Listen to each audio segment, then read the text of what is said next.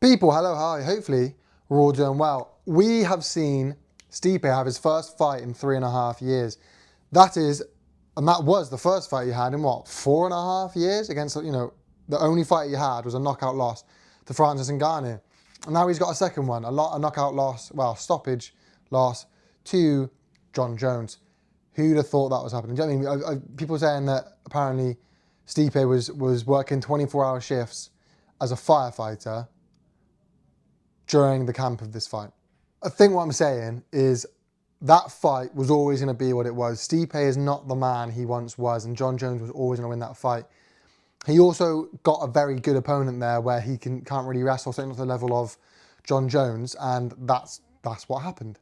Do you know what I mean? That fight, I don't think, really did anything for Jon Jones' legacy. He's already established as the GOAT. And you can look at things like, I think Dominic Reyes beat Jon Jones, but it doesn't matter. He'd be the GOAT anyway.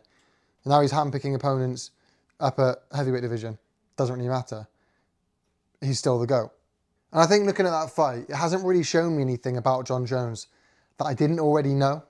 Do you know what I mean? Certainly, to be fair, I don't think anything that Jon Jones has done at heavyweight has shown me anything that I didn't already know. Everything he's done at heavyweight, I already knew. I already knew he could wrestle. I already knew he was a big guy. Like, I know that about Jon Jones. It's not really showing me anything.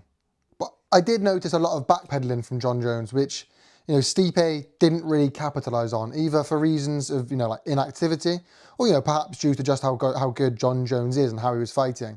But I think a faster guy, like a Tom Aspinall, a heavier hitter, a more confident guy, like Tom Aspinall, would jump on him in those moments. They'd jump on him and make him pay for the backpedaling. Someone who's quicker than Stipe, someone who's stronger than Stipe, somebody who's more active than Stipe would have jumped on Jon when he's backpedaling like that and made him pay. But I just don't think Stipe really did. And look, what's crazy is that was a title fight. Jon Jones, the UFC GOAT, and Stipe, the heavyweight GOAT. Like, that's a big fight, but it didn't look too great, let's be honest. Other than the kick, and don't get me wrong, what a kick it was, what a finish. And you could see him practicing that on the pads before. Topped off by the Trump dance, the way he celebrated the win, the little Trump dance and sharing the moment with Trump, is knowing he's there in the audience watching, was good. But that wasn't really a UFC title fight. Not when you got guys like Tom Aspinall waiting in the sidelines. It's just, the thing with UFC is they've always prided themselves on making the big fights you want to see. That's what's been better in the UFC than boxing. They make the big fights. You see the big fights happening. And now perhaps the biggest fight in UFC, potentially UFC history, but certainly the biggest fight in my opinion to make, the biggest fight to make right now is Tom Aspinall and Jon Jones. Look, Jon Jones and Alex Pereira is a big fight, but Tom Aspinall and Jon Jones, especially if it's marketed right, which Dana White will do, is a bigger fight. That's the biggest fight in UFC right now. Don't want to hear anything else. I know Alex Pereira versus Jon Jones would be a big fight. I'm not denying that. But if this is marketed right, this would be the biggest fight in UFC right now for sure. Potentially the biggest UFC heavyweight fight there's been. It's huge. But instead, he says he's going to vacate the belt to fight Pereira. I mean, like, opting to drop your belt in order to fight a smaller, lower division guy with less wrestling ability looks like he's scared to me. And it's a shame because he never got to see Jones versus Ngannou.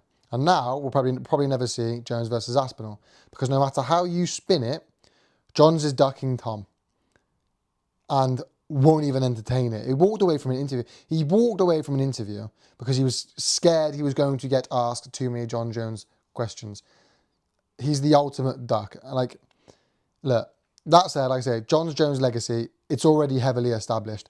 I don't think much is going to be able to change that, to be honest with you. But this will be a stain on his career. This will be a stain on his legacy and his record for sure.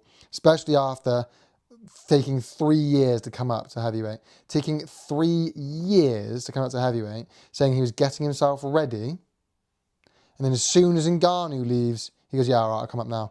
I think the most annoying part is just that one thing. Like I said, the UFC has always had that thing over boxing, that you see the big fights, you see the fights you want to see. But now, perhaps the biggest fight in UFC, certainly the biggest fight in the heavyweight division, and we won't see it.